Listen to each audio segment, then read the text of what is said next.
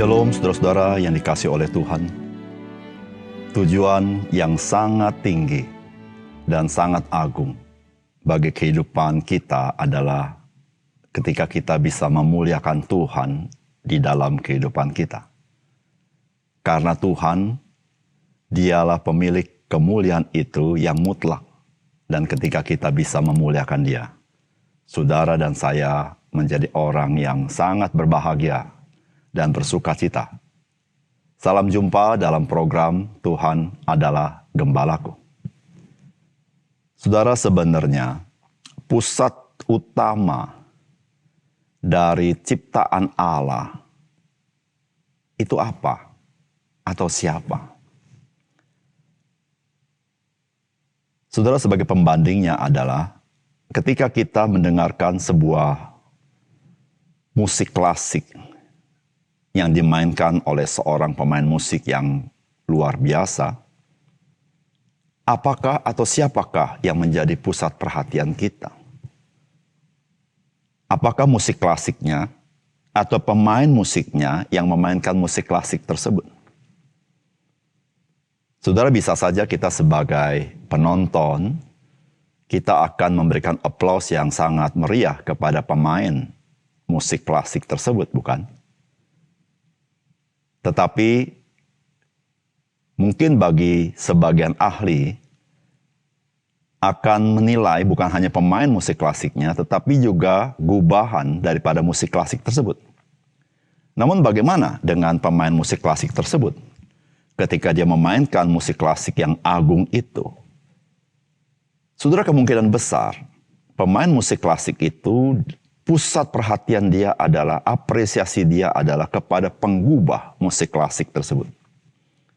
Saudara, karya cipta merupakan reflektor dari penciptanya.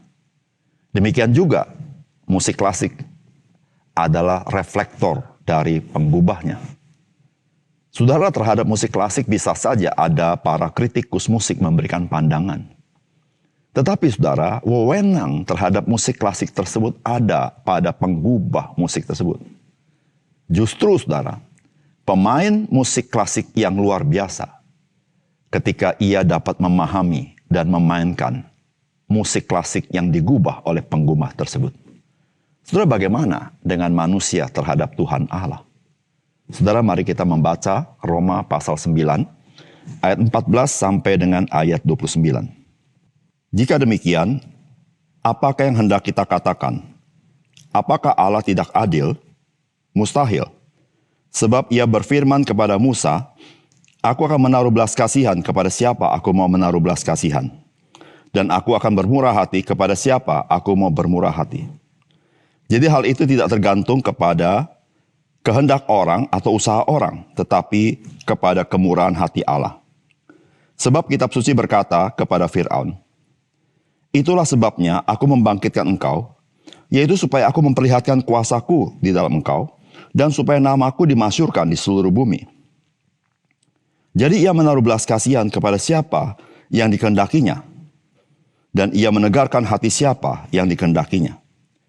Sekarang kamu akan berkata kepadaku, jika demikian, apalagi yang masih disalahkannya? Sebab siapa yang menentang kehendaknya? Siapakah kamu, hai manusia? Maka kamu membantah Allah. Dapatkah yang dibentuk berkata kepada yang membentuknya, mengapakah engkau membentuk aku demikian?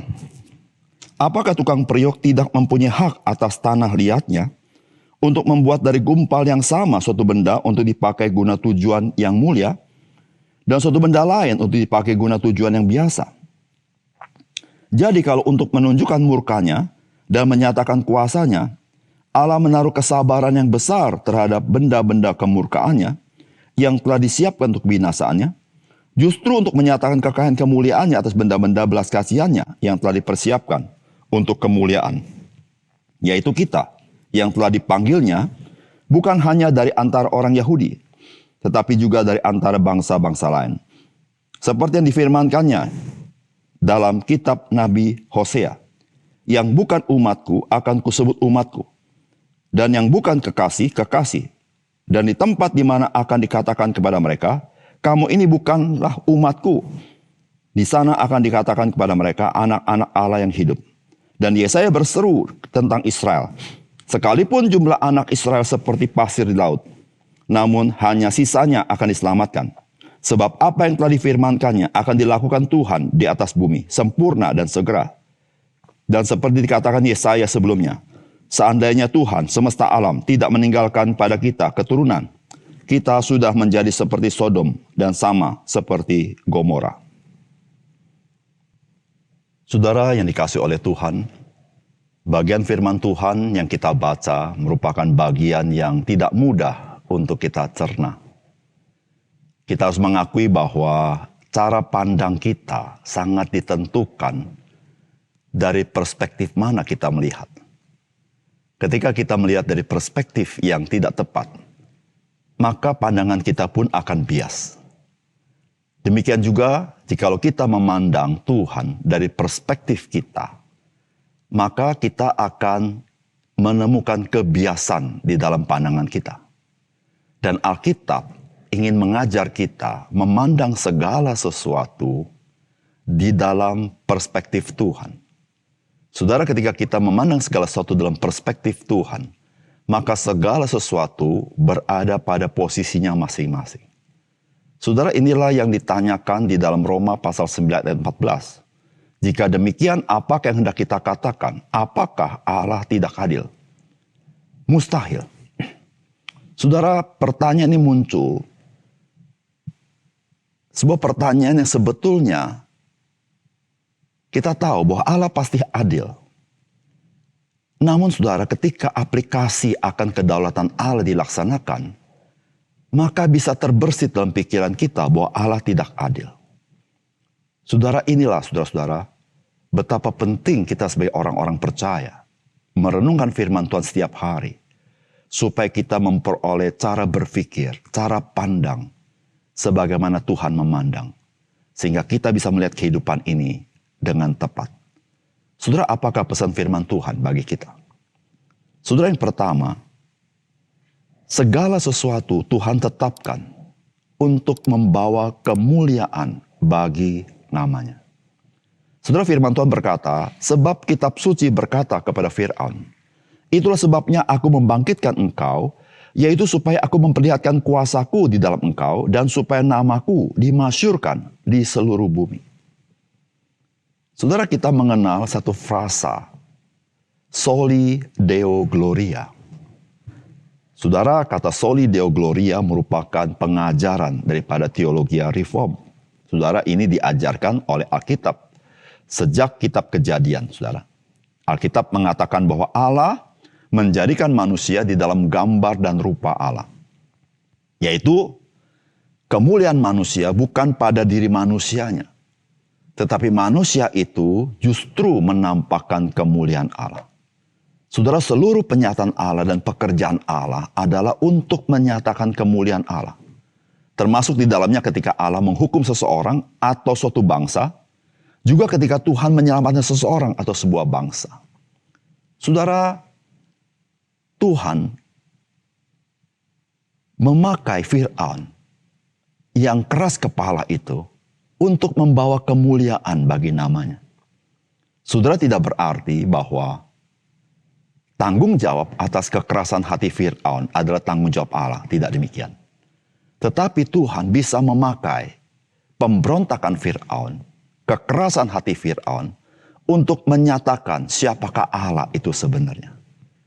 Sehingga saudara-saudara, baik orang-orang yang percaya kepadanya, baik orang-orang yang tidak percaya kepada Tuhan, bahkan yang menentang Tuhan, Tuhan bisa memakai untuk menyatakan kemuliaannya.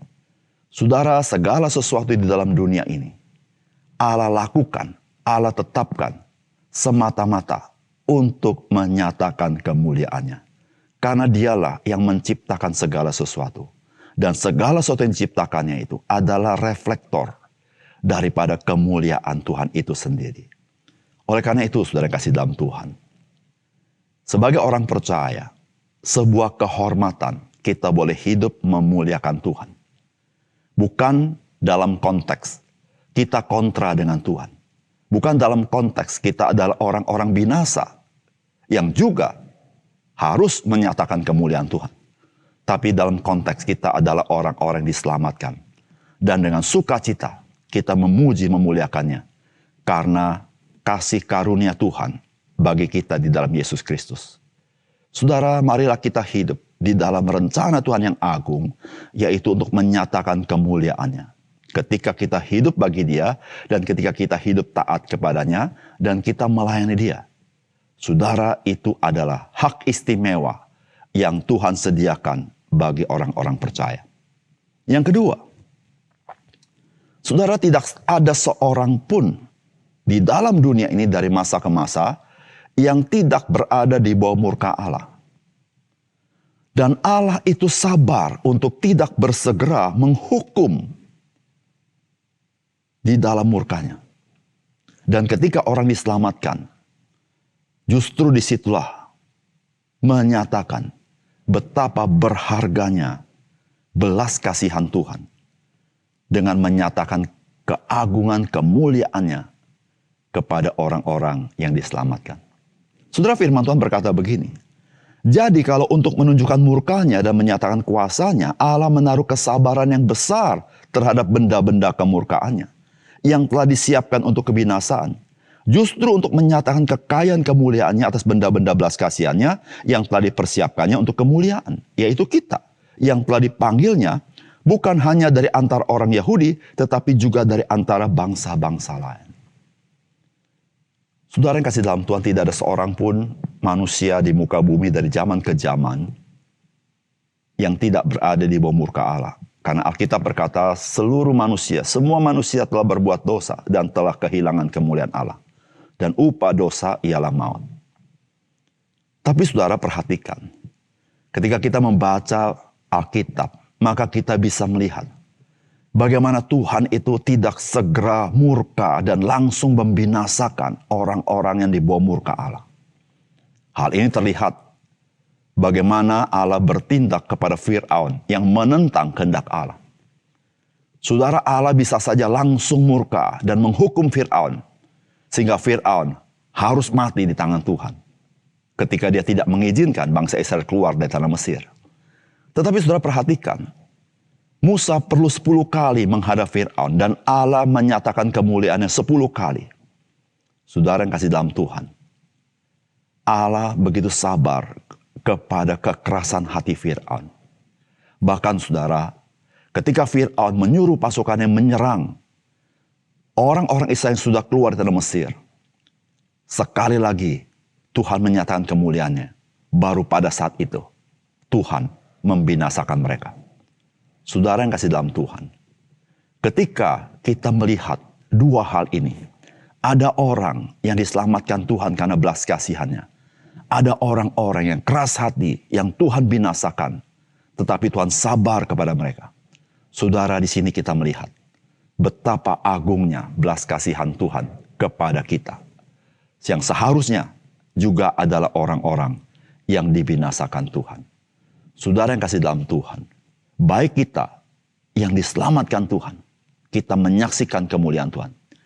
Kita juga menyaksikan kemuliaan Tuhan. Bagaimana Tuhan di dalam kesabarannya, Dia menunda murkanya untuk membinasakan orang-orang di bawah kemurkanya. Dan Dia sabar kepada mereka. Saudara, segala sesuatu yang Allah kerjakan supaya manusia kenal siapakah Tuhan yang sesungguhnya. Tuhan yang maha kuasa. Tuhan yang berdaulat, tetapi Dia bukan Tuhan yang sewenang-wenang. Dia adalah Tuhan yang adil, Tuhan yang benar. Sehingga saudara, ketika seorang manusia binasa, manusia itu binasa karena kekerasan hatinya sendiri. Dia binasa karena dia menolak kasih karunia Allah. Dia binasa karena memang dia telah berbuat dosa. Tetapi saudara, ketika seorang diselamatkan, saudara, itu semata-mata Tuhan berkasih karunia kepadanya. Saudara, kasih karunia adalah pemberian Allah yang berharga, yang tidak patut diterima oleh kita. Tetapi Tuhan berikan itu dengan cuma-cuma. Saudara yang kasih dalam Tuhan, seluruh apa yang Tuhan kerjakan, supaya saudara dan saya melihat kemuliaan Tuhan itu yang luar biasa dalam hidup kita. Mari saudara, sebagai orang-orang percaya, mari kita hidup memuliakan Tuhan. Dan biarlah hidup kita memancarkan kemuliaan Tuhan. Karena itulah tujuan yang sangat mulia dalam kehidupan kita. Mari kita berdoa. Bapa surga, terima kasih untuk kebenaran firman-Mu. Biar Tuhan meteraikan dalam hati kami, sehingga firman Tuhan yang kami dengar, boleh sungguh-sungguh kami resapi, untuk kami hidupi. Dan kami bersyukur bahwa seluruh ciptaan yang Tuhan ciptakan, semuanya hanya untuk kemuliaan bagi nama Tuhan. Sehingga ya Tuhan, segala sesuatu yang terjadi dalam dunia ini menjadi bernilai ketika kami boleh taat kepada Tuhan. Kami boleh memuliakan Engkau, dan kami boleh hidup bagi Engkau. Terima kasih Tuhan, dalam nama Tuhan Yesus kami berdoa. Amin.